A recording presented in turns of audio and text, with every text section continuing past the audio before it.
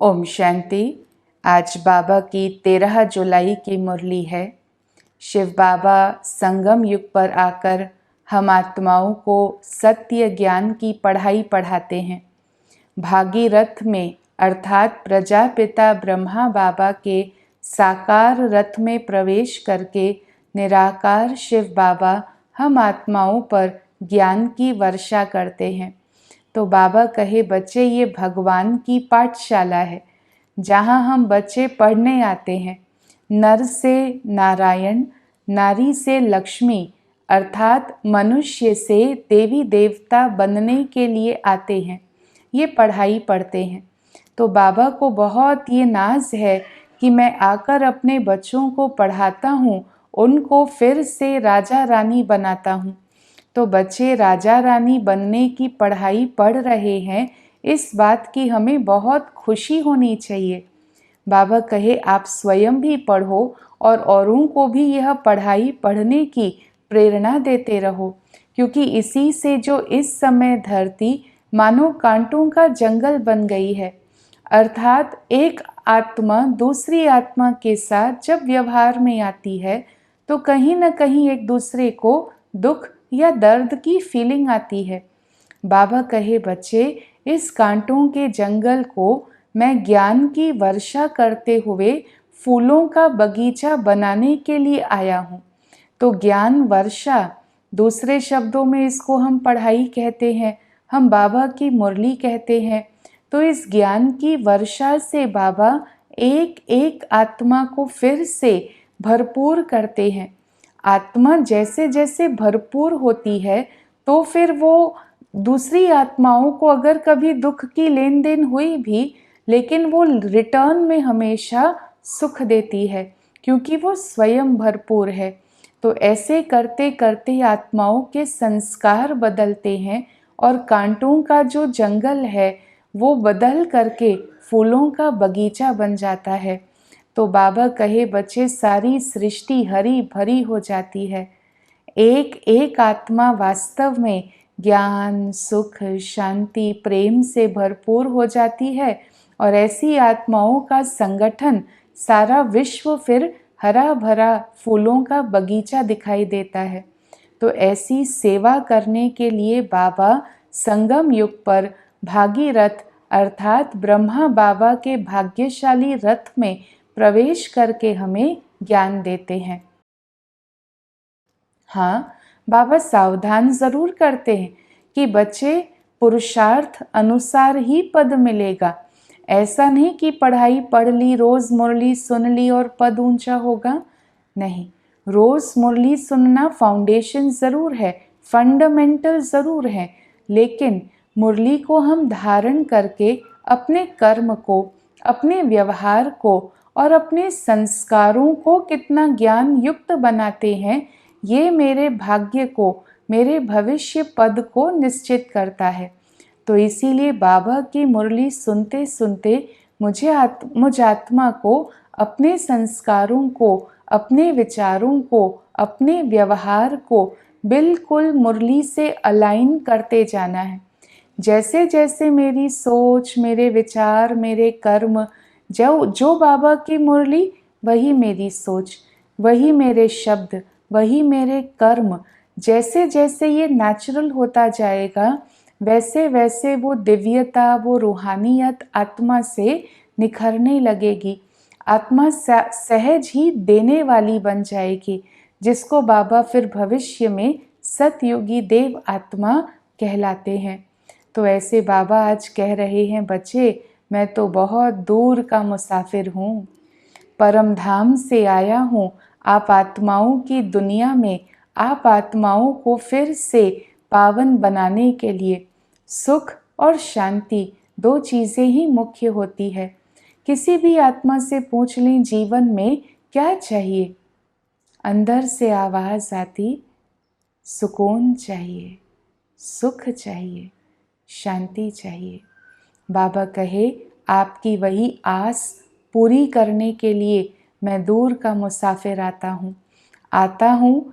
एक बार आप आत्माओं को पवित्र बनाकर अपने साथ वापस घर ले जाता हूँ, फिर मैं वहीं रह जाता हूँ, फिर आप पुनः अपनी यात्रा कंटिन्यू करते हो। तो ऐसे बाबा जो हम आत्माओं को संगम युग पर ज्ञान दे रहे हैं, तो बाबा समय का भी महत्व बता रहे कि बच्चे ये संगम युग का जो समय है ना, ये बहुत बहुत कल्याणकारी समय है। विचार करते हैं, आत्मा एक जन्म में एक पार्ट प्ले करती तो कहीं ना कहीं समय की सीमा आ जाती है। मान लीजिए आत्मा को बहुत उम्मीद है, बहुत उमंग है कोई और को हुनर सीखने का, कोई और कला सीखने का। आत्मा को एक जन्म के बाद दूसरा जन्म भी मिलेगा। आत्मा अपना संकल्प समय की सीमा अनुसार एक जन्म में नहीं कंप्लीट कर पाई तो अगले जन्म में कर लेगी। मान लीजिए किसी को संगीत सीखने का बहुत शौक है, लेकिन इस जन्म की जिम्मेवारियां हैं, इस जन्म का पार्ट है, समय है, इस जन्म में नहीं सीख पाई। लेकिन आत्मा को दोबारा दूसरा जन्म तो मिलेगा। जो संकल्प रूपी बीज है वो इस जन्म में नहीं, इस शरीर में नहीं, तो अगले जन्म, अगले शरीर में वो बीज अंकुरित होगा। वो कला हम वहाँ सीख लेंगे। लेकिन आत्मा और परमात्मा का मिलन, आत्मा सम्मुख परमात्मा से ज्ञान सुने, ये सारे ही कल्प में, चारों ही युगों में केवल और केवल इस पुरुषोत्तम संगम युग, इस कल्याणकारी युग में ही होता है। सतयुग में अथाह वैभव है, लेकिन संगम पर जो परमात्मा मिलन है, डायरेक्ट आत्मा परमात्मा से जो रुरिहान करती है, ये सौभाग्य संगम के सिवाय और किसी भी जन्म में नहीं है। इसीलिए बाबा इस जन्म को और इस समय को, दोनों की वैल्यू को आज हमारे आगे क्लियर कर रहे हैं। बाबा कहे बच्चे, संगम युग कल्याणकारी युग है और इस संगम का जो आपका जन्म है, ये हीरे तुल्य जन्म है। हीरा जो बहुत स्ट्रांग होता है, जितना स्ट्रांग हीरा होता है शायद ही कोई और प्राकृतिक पदार्थ उतना स्ट्रांग हो। बाबा भी आत्मा को कहते हैं, तुम्हें सच्चा सच्चा हीरा बनना है। जो भी बात सामने आए, अच्छी या इतनी अच्छी ना भी हो, जिसको कहते हैं परिस्थिति, कोई भी सिचुएशन आती है, हर सिचुएशन में असली हीरा जो है वो अपनी निजी शुद्ध रोशनी बिखेरता है। रोशनी उस पर पड़ती है और उसके साथों ही रंग निखर कर आ जाते हैं। ऐसे ही कोई अच्छी बात भी सामने आई, मानो कोई सफलता मिली, आत्मा जब सच्चा हीरा है तो सफलता के आधार से उसके हृदय से कृतज्ञता, उसके हृदय से आभार, उसके हृदय से विनम्रता, ऐसे ऐसे रंग नेचुरली ही प्रवाहित होते हैं। अगर सफलता मिली है तो इसमें और आत्माओं का भी योगदान है। गुप्त रीति से, प्रत्यक्ष रीति से मुझे उनके लिए कृतज्ञ होना है। मुझे अपने जीवन में विनम्रता को धारण करना है। शांति, सुख, आनंद ये मुझे बिखेरना है। और मान लीजिए असली हीरे के सामने कोई ऐसी परिस्थिति भी आ जाए, मान लीजिए कोई असफलता आ गई, तो असली हीरा उसमें भी रंग बिखेरता है। अब वो शक्ति के रंग बिखेरेगा कि एक बार असफलता मिली है तो ये कोई सदा काल का मेरा अधिकार नहीं है। मैं अगली बार जो गलतियां हुई है उसको करेक्ट करके और बेहतर पुरुषार्थ करूं, और बेहतर राय लूं, और बेहतर फोकस्ड होकर के कार्य करूं। तो इस प्रकार से वो परिस्थिति को भी एक लर्निंग लेसन के रूप में ले लेता, अपनी शक्ति की किरणों को बिखेरता है, वो दृढ़ता के गुण को अपनाता है। तो इस प्रकार से बाबा कहे बच्चे, अपनी जीवन को ही हीरे तुल्य बनाओ। चाहे सफलता या असफलता, अनुकूल या प्रतिकूल, कोई भी परिस्थिति मेरे सामने आती है ड्रामा के प्लान अनुसार, लेकिन मैं केवल और केवल जो मेरे निजी 7 गुण है, सुख, शांति, प्रेम, आनंद, पवित्रता, ज्ञान, शक्ति, इन 7 रंगों की किरणें ही बिखेरूंगा। ऐसा सच्चा हीरा बनना है। और बाबा उसकी विधि सिखाते हैं, बच्चे ऐसा हीरा बनना है तो विधि एकमात्र है, मुझे याद करो। मैं तुम्हारा निराकार परम पिता परमात्मा इस समय तुम्हारे सम्मुख आया हूँ। क्या इस समय आप मुझे याद नहीं करोगे? जिन संबंधों को निभाने से दुख मिला है, बाबा कहे बच्चे अब तो उन संबंधियों की याद को भूलो। ऐसा नहीं कि उनको छोड़ दो, नहीं, साथ जरूर निभाओ, लेकिन बुद्धि की जो नेचुरल याद है, जो स्मृति है, जो बुद्धि की लगन है, वो एक अविनाशी स्रोत परम पिता परमात्मा के साथ लगा हुआ हो। इससे बाबा कहे कि हर घड़ी हर परिस्थिति बाबा की याद जो है वो आत्मा के लिए नेचुरल हो जाएगी और हर परिस्थिति से पार करना आसान हो जाएगा। तो ऐसे बाबा आज हमें सच्चा हीरा बनने की प्रेरणा दे रहे हैं।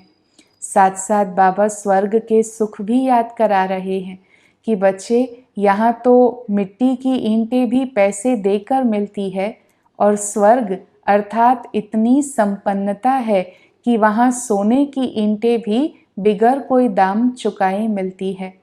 लेकिन उसके लिए आत्मा ने संगम युग पर पुरुषार्थ किया है। क्या पुरुषार्थ किया? अपना सब कुछ भगवान पर बलिहार किया। बाबा आज प्रेरणा दे रहे हैं बच्चे, तन मन धन जो भी आत्मा के पास लास्ट जन्म में लास्ट प्राप्तियां बची हैं, बच्चे वो बाबा पर बलिहार कर दो और आप स्वयं ट्रस्टी बन जाओ। बाबा ये तन तेरा, सेवाओं में जैसे यूज़ करना हो आप यूज़ कीजिए। बाबा ये मन भी आपका ही है। जैसे संकल्पों के बीज आप इस मन में बोना चाहते हैं, मन आपको समर्पित है। आप वो संकल्पों के बीज इस मन में बोइएगा और विश्वास है कि भगवान द्वारा बोए हुए बीज वो भविष्य में बहुत सुंदर खुशबूदार फूल और फल बनकर फलीभूत होंगे। धन भी तेरा। बाबा इस दुनिया के वैभव, इस दुनिया की संपत्ति, इसमें अभी कोई राग नहीं रहा। बाबा ये धन आपकी सेवा में समर्पित है। इसका एक एक रुपया भी बाबा स्वर्ग की स्थापना में उपयोगी हो, इस भावना से ये धन आपको समर्पित करते हैं। तो जैसे ही आत्मा अपना तन मन धन ईश्वर प्रति सच्चे दिल से सरेंडर करती है, तो ईश्वर भी कहते हैं रिटर्न में फिर ईश्वर का जो कुछ है वो आत्मा को मिल जाता। फिर वो आत्मा बहुत शुद्ध रूहानी नशे से कहती है कि जो ईश्वर की संपत्ति वो मुझ आत्मा की संपत्ति। फिर और जीवन में क्या चाहिए? सुख शांति ज्ञान आनंद प्यार पवित्रता सब कुछ तो मिल गया, फिर और कोई प्राप्ति की आश नहीं रहती है। तो इस प्रकार से बाबा आज ईश्वर पर बाबा पर अपना तन मन धन कुर्बान करके, मन से बलिहार करके सरेंडर करके फिर ट्रस्टी होकर संभालने की जो जीवन शैली है वो हमें सिखा रहे हैं। तो ऐसे बाबा कहे बच्चे इस पुरानी दुनिया से अभी आप बेहद के वैरागी बनो। बाबा ही मेरा संसार है। जब बाबा ही संसार है और कोई संसार है ही नहीं, तो फिर जो उस संसार के वैभव है, उस संसार के संबंधी हैं, संपत्ति है, वो कुछ भी याद आ ही नहीं सकती है। बाबा हमारी वैराग्य की स्थिति को ऐसा बनाना चाहते हैं कि वो धन वो संपत्ति, ये ट्रस्टीशिप और वैराग्य दोनों कनेक्टेड है। इस प्रकार से यूज़ करें कि बिल्कुल मैंपन से अलिप्त होकर बेहद के वैरागी बनकर, बाबा ही संसार है, उससे बाहर मेरा कोई संसार है ही नहीं, ऐसे मुझे अपनी जीवन जीनी है। साथ साथ बाबा बताते हैं कि बच्चे आपके जीवन में एक तरफ रमणीकता हो तो साथ साथ रमणीकता के साथ शक्ति भी हो। पावर भी हो, तो दोनों का बैलेंस रख करके आप ईश्वरीय जीवन में आगे बढ़ते रहो। तो ऐसे बाबा के आज प्यार भरे महावाक्य है। बाबा हमें रूहानी फूल बना रहे हैं, बाबा हमें सच्चा हीरा बना रहे हैं, बाबा हमें देवी देवता बना रहे हैं, महाराजा महारानी बना रहे हैं। संगम युग का स्वराज्य और सतयुग का राज्य दोनों देने के लिए बाबा आए हैं। तो उतनी ही आतुरता से आओ, बाबा के शब्दों में बाबा की मुरली सुनते हैं। मीठे बच्चे, तुम बाबा के पास आए हो अपनी जीवन हीरे जैसा बनाने। बाबा की याद से ही ऐसी जीवन बन जाएगी। प्रश्न में बाबा पूछते, नई दुनिया में ऊंच पद के लिए कौन सा एक मुख्य पुरुषार्थ जरूर करना है? उत्तर है, मीठे बच्चे, जिन पुराने संबंधियों की याद ने तुम्हें दुखी किया है, अब उस मोह जाल से बुद्धि को निकाल कर एक मुझे याद करो। निभाना सबसे, पर आधार एक रब से। उनके साथ रहते भी मन को मेरे में लगाओ। मन मना भव का मंत्र सदा याद रखो, तो तुम नई दुनिया में ऊंच पद पाएंगे। तो मन के लिए बाबा का मंत्र, मन मना भव। गीत बजा तूने रात गंवाई सोई के, दिवस गंवाया खाई के, हीरा जन्म अमोल था कौड़ी बदले जाए। रियलाइजेशन एंड सेल्फ रिफ्लेक्शन इस गीत की पंक्तियों से हमें इंस्पिरेशन देती है। ओम शांति। बाबा बच्चों को समझाते हैं, तुम जानते हो हमारा हीरे जैसा जन्म बन रहा है। हीरे जैसा जन्म वैसे स्वर्गवासियों का कहा जाता, तो नरकवासियों का कौड़ी जैसा जन्म है। तुम संगम युग को जानते हो कि हम अभी संगम युग वासी हैं। ये संगम युग सबके लिए कल्याणकारी है।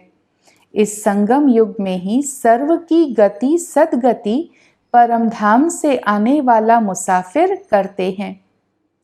तुम मुसाफिर नहीं हो, तुम आकर जाते नहीं हो, तुम आत्मा तो इस सृष्टि रंगमंच पर पार्ट प्ले करती हो।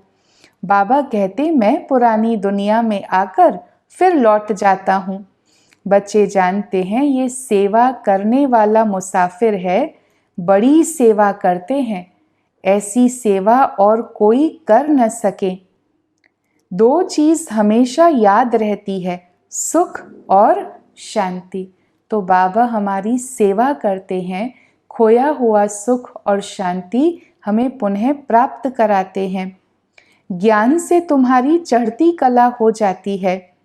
ये भी तुम बच्चे जानते हो कि बाबा जो सबको और खास भारत को सदगति देते हैं, वही दूर देश का मुसाफिर आए हैं हम बच्चों को फिर से स्वर्ग की बादशाही देने। तो वर्षा कितना जबरदस्त है। एक तरफ शिव बाबा की पूजा कर रहे हैं, हाँ, आत्माएं हैं परमात्मा के प्रति बहुत प्यार से भक्ति भाव से उनकी पूजा करती हैं, और वहीं दूसरी तरफ शिव बाबा तुम्हें पूज्य बना रहे हैं। तो ये हम आत्माओं का भाग्य है कि भगवान हमें अपने समान पूज्य बना रहे हैं। तुम ही इस चक्र को जानते हो, जानने से राजा रानी बनते हो और फिर औरों को भी बनाते हो। बाबा की हमसे शुभ उम्मीद, बनना और बनाना राजा रानी। पहले पहले हमारा कितना छोटा फूलों का झाड़ था, वो रूहानी गार्डन था सतयुग। तुम चैतन्य फूल थे, उनको कहा जाता है फूलों का बगीचा, फिर वही कांटों का बगीचा होता जाता। इस समय तो जैसे सब कांटे बन गए हैं। फिर कांटों से फूल कैसे बनना, सो बाबा समझाते हैं। Student life is the best life कहा जाता। दुख देना जैसे कांटा लगाना। बाबा कहे सुखदाई बनो, फूल बनो, उसके लिए पढ़ाई पढ़ो, student life is the best life. अभी तुम फिर से फूल बनते हो। वंडर है ना, कलयुग के अंत में कुछ भी सोना देखने में ही नहीं आता। सतयुग में फिर सोने की खानियां भरतू हो जाती हैं। जैसे यहाँ मिट्टी की ईंटें बनती हैं, वैसे वहाँ सोने की ईंटें बनती है। यहाँ ईंटें पैसे से मिलती है जितनी, उतनी वहाँ सोने की ईंटें मुफ्त में मिलती है। रात दिन का फर्क है, तो क्यों नहीं पुरुषार्थ करना चाहिए नई दुनिया में ऊंच पद पाने का। यहाँ की मोहजाल में हम क्यों फंसे?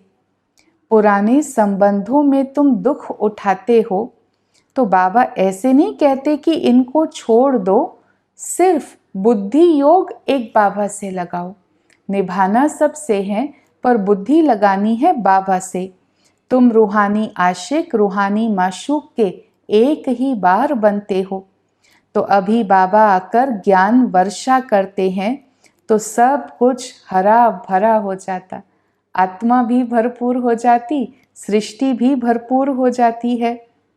भागीरथ का भी वर्णन है ना, भाग्यशाली रथ, जिस रथ पर परम पिता की परम आत्मा सवार होती है, ब्रह्मा बाबा का रथ। बहुत जन्मों के अंत के जन्म में जब वानप्रस्थ होती है, तब इनके तन में मैं प्रवेश करता हूँ। तो तुम बच्चों को बहुत खुशी होनी चाहिए। ये पढ़ाई है और ये भगवान की पाठशाला है।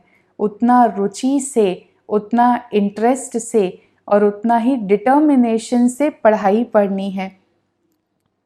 जैसा कर्म करते हैं वैसा पद पाते हैं।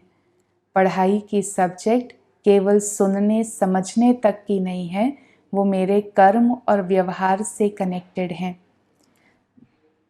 तुम कहते हो बाबा हम बलिहार जाएंगे, तो ज़रूर तुम राजा ही पाएंगे। अभी बाबा तुम्हें 21 जन्मों के लिए दान देते हैं। तुम बाबा पर बलिहार जाते हो, तन मन धन सब कुछ दे दिया। बाबा कहते ट्रस्टी होकर रहो। बहुत प्लेजेंट फीलिंग है ट्रस्टी, बहुत लाइट, बहुत निश्चिंत, बहुत ही बेफिक्र। जितना मैं बोझिल और भारी करता, ट्रस्टी उतना ही मुक्त करता है, लिबरेट करता है। बाबा कहे घर बार अपना संभालो, सब शिव बाबा का है। मैं आपका हूँ, आपको ही याद करता हूँ, ऐसे दिल से सरेंडर करते हैं। बाबा कहते हैं भल महल में रहो, घूमो फिरो, मौज मनाओ, सिर्फ मुझे याद करो तो तुम बहुत खुशी में रहेंगे। बाबा समझाते मीठे मीठे बच्चों, इस योग बल से ही तुम विकर्माजीत बनेंगे। बाबा की याद से तुम विश्व के मालिक बनते हो। अच्छा, मीठे मीठे सिकी लधे बच्चों प्रति माता पिता बाप दादा का याद, प्यार और गुड मॉर्निंग। रूहानी बाबा की रूहानी बच्चों को नमस्ते। हम बच्चों की रूहानी बाबा को दिल से नमस्ते। वरदान है, एक बाबा में सारे संसार का अनुभव करने वाले बेहद के वैरागी भव। बेहद के वैरागी वही बन सकते हैं जो बाबा को ही अपना संसार समझते हैं। जिनका बाबा ही संसार है, वो अपने संसार में ही रहेंगे, दूसरे में जाएंगे ही नहीं, तो किनारा स्वतः हो जाएगा। संसार में व्यक्ति वैभव सब आ जाता, बाबा की संपत्ति सो अपनी संपत्ति। क्या सौभाग्य है। इसी स्मृति में रहने से बेहद के वैरागी बन जाएंगे। किसी को देखते हुए भी नहीं देखेंगे, जैसे दिखाई ही नहीं देंगे। बस एक बाबा, दूसरा ना कोई, ऐसे वैरागी। स्लोगन है, पावरफुल स्थिति का अनुभव करने के लिए एकांत और रमणीकता का बैलेंस रखो। एकांत और रमणीक, ऐसे नहीं सबसे अलूफ रहने वाले, नहीं, अंदर से एकांत में और संबंध संपर्क में रमणीक। यही है हमारी पावरफुल स्थिति। ओम शांति।